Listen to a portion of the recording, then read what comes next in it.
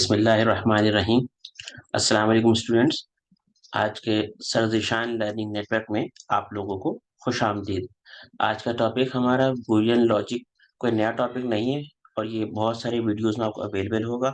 आज कुछ कन्फ्यूजन्स के हवाले जो स्टूडेंट्स को अक्सर होती रहती है, हम उसको यहाँ पर डिस्कस करने आए हैं कि यहाँ पे कुछ स्टूडेंट्स जो कन्फ्यूजन का शिकार थे कि ये किस तरीके से लॉजिक इक्वल होती है, इसी को आज हम यहाँ पे देखने आए हैं।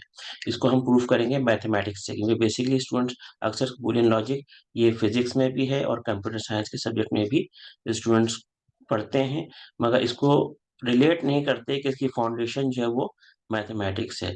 तो अगर मैथमेटिक्स की फाउंडेशन इसको लेकर समझ के चलेंगे तो मुझे उम्मीद है कि आप लोग यहाँ पर इसको आसानी से समझ सकेंगे। जैसे कि आपके सामने टेबल में आपको नजर आ रहा है कि एंड लॉजिक जो है वो किस तरीके से है, वो ऐसे रही डॉट यानी कि मल्टीप्लाई है, मगर बेसिकली मल्टीप्लाई नहीं बल्कि उसके पीछे रूल जो है वो इंटरसेक्शन का अप्लाई होता है। जैसे कि आप यहाँ देख रहे होंगे कि अगर हम इसको इसी तरह यहाँ जीरो से मुराद अगर हम उसको मैथमेटिक्स में लें तो ब्लैंक सेट है, यानी कि अगर हम यहाँ पे ले लें दो ब्लैंक सेट, उनका इंटरसेक्शन भी आपके सामने एक ब्लैंक सेट ही होगा। ठीक है, इसी वजह से दो ब्लैंक का इंटरसेक्शन भी यहाँ पर आपके पास जो बजाय इसको हम डॉट या मल्टीप्लाई के लिए बेसिकली हम लिख रहे होते हैं, पर पीछे बेसिकली फाउंडेशन रूल है वो मैथमेटिक्स ही है। और मैथमेटिक्स ही के बदौलत ये इंटरसेक्शन का रूल है, यानी कि दो सेट्स का इंटरसेक्शन, जब दो नल सेट वाले सेट्स का इंटरसेक्शन भी एक नल सेट ही होता है। और इसके मुकाबले में अगर यहाँ पर एक नल सेट है और उसके मुकाबले में एक कोई वैल्यू भी रखता हो यहाँ पर, तब भी आंसर में आपके पास नल सेट ही आएगा। तो इसके लिए आप देख रहे हैं यहाँ पर जीरो और ए वन, तो जब भी आपका आंसर यहाँ पर आपके पास जीरो ही आ रहा है। और इसी को आप वाइस वर्सा कर लें, अगर ये सेट यहाँ पर मौजूद हो तब भी आंसर आपका जो है वो नल सेट ही आता है। और एंड द लास्ट कि आपको यहाँ पर वैल्यू अटेन करने के लिए दोनों सेट्स में जो वैल्यू अवेलेबल होगी वही वैल्यू मिलेगी। यहाँ वन से मुराद इट हैज सम वैल्यू, यहाँ पर वन से मुराद वन नहीं बल्कि यहाँ इट हैज सम वैल्यू से मुराद होती है। जब इसका हम बजाय लिख रहे प्रोडक्ट, और प्रोडक्ट नहीं होता बेसिकली, क्यों कि वो इंटरसेक्शन का रूल के मुताबिक होता है। इसको हम समझाने के लिए अब हम इसको लेकर के चलते हैं इस पर, हम इसको और लॉजिक पर। और लॉजिक में जब हम बात लेके आएंगे तो वहां हमें आसानी से क्लियर हो जाएंगी कि जैसे मल्टीप्लाई का रूल भी यहाँ पे लाइन में था, जैसे यहाँ पे इंटरसेक्शन का रूल है, इसी तरीके से जब और लॉजिक होगी तो वहां पर क्या होगा, क्या अप्लाई होगा, वहां पर यूनियन का रूल अप्लाई होगा। नहीं, बजाय हमें लिख तो रहे होते प्लस, मगर प्लस का रूल समझाने के लिए है। और यहाँ पर हमारे पास जो है फिर वो जब और लॉजिक होगी, और लॉजिक होगी तो फिर हम यहाँ पर आपके पास हम यहाँ पर यूनियन का रूल अप्लाई करेंगे। Yes, और लॉजिक का मतलब बेसिकली यूनियन ऑफ सेट होता है जिसमें आप यू को बनाते हैं। अब उस पर आपके पास समझने वाली बात है कि अगर दो ब्लैंक सेट हैं उनका यूनियन भी हमेशा एक ब्लैंक सेट ही बनता है, जिसकी वजह से आपके पास आंसर जीरो आएगा।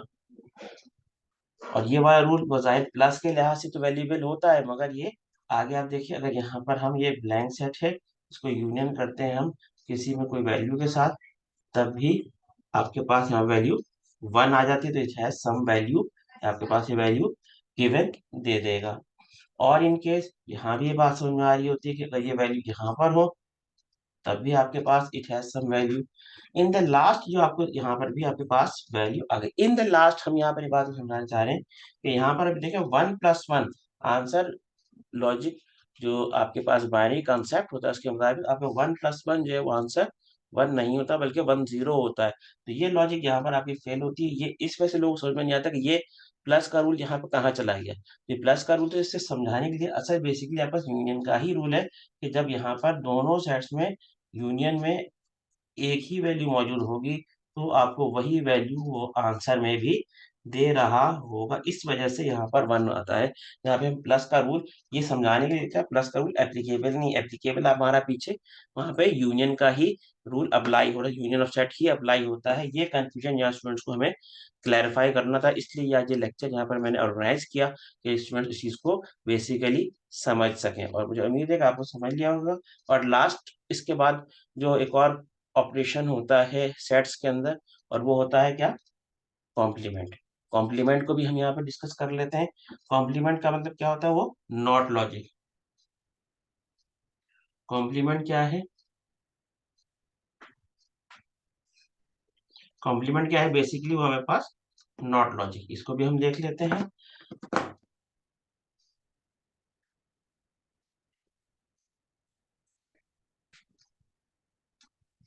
यहाँ पर हम लिखते हैं नॉट लॉजिक, और नॉट लॉजिक में क्या है उसको हम कहते हैं कॉम्प्लीमेंट ऑफ सेट।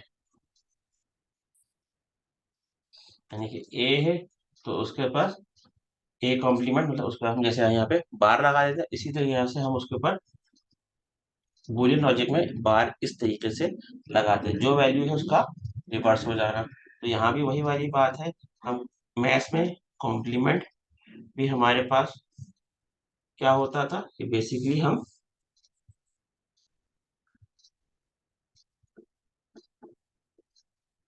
जो वैल्यू उसका अदर देन दिस, कॉम्प्लीमेंट में हम ये बात डिस्कस करते थे कि अदर देन दिस, तो अदर देन जो है ऑटोमेटिकली वही उसका रिवर्स, और एक चीज को अगर डबल कॉम्प्लीमेंट कर दिया जाए तो वही अपने एक्चुअल सेट के बराबर हो जाती है बात। यहाँ भी वही चीज, अगर इसको हम दोबारा अगेन कॉम्प्लीमेंट कर देंगे तो ये वही आंसर हमें रिप्लाई बैक कर रहा होता है। तो यही चीज क्या है, ये आप हमारे मैथमेटिक्स का ही कंसेप्ट है, जिसको बुनियादी तौर पर लोग स्टूडेंट को उसको फिजिक्स के या कंप्यूटर साइंस के स्टूडेंट्स उसको समझने की कोशिश करते हैं।